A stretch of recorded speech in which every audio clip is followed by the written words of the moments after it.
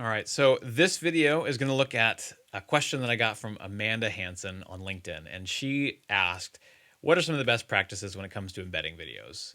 Amanda, that is a great question, one that we get all the time from our clients. I think there's two main approaches to embedding video on your website, and that is using a free player like YouTube or using a paid player like Vimeo.com or Wistia.com or Vidyard. There's a number of other custom video hosts out there that are designed to host video for businesses. So there are a couple of advantages to using YouTube. First of all, it is free. It's ubiquitous. Everyone knows how to operate a YouTube player. It's easy to use their software and to be able to embed on your page. Perfect. If there, yeah, there's nothing wrong really with using YouTube as a solution to host your video, especially if you're just getting started out with video. There are, however, a couple of things to consider that may detract from the effectiveness of video on your website. And that is that YouTube wants people to spend time on YouTube. They want people to go down that YouTube rabbit hole. And so at every juncture, there is the ability for YouTube to feed an ad onto your website through the video. There are related videos that will show up at the end that you have no control over. It's all based on what the individual who was watching the video, who they were watching, what their history was like, and they'll be fed suggested videos based on their preferences. So in some cases, you're seeing videos for competitors or ads for competitors on your website.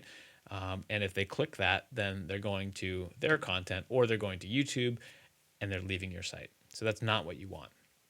YouTube also doesn't offer a lot of flexibility in terms of the aesthetics of the player, what it looks like, the colors, the look and feel. You're always kind of stuck with that YouTube branding and logo. And there's even a YouTube button built into the player that if you click that, you're off your site and now you're in YouTube.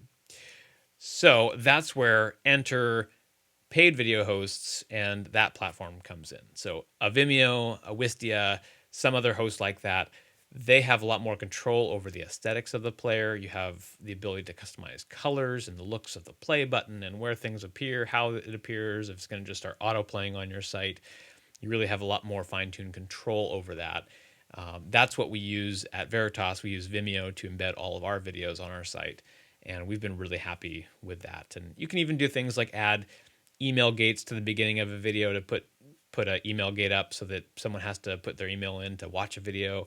You can monetize videos. You can have subscription-based or kind of video on demand in some of those platforms. So there's a lot of really cool things that you can do with that. There is the downside of cost. There is a monthly subscription fee that's required for a lot of those options. Some of them do have a free kind of entry level option that you can sign up for, but most of them do cost.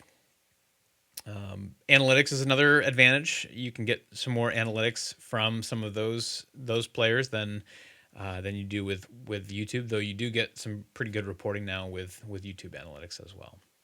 So those are the two main things to consider when you're looking at embedding video on your site. If you haven't played around or explored any of those other custom video hosts, I highly recommend doing that. The one caveat I would say with YouTube is if you are using YouTube as a social channel and you are trying to build that channel, build your followers and subscribers, it's great to then repurpose that effort and embed that content on your blog or on your website where people can find it. And then if they do click into YouTube, they're on your YouTube channel and they can participate in following your brand that way. So that's what we do for Creative Brief and this series, Josh's Take.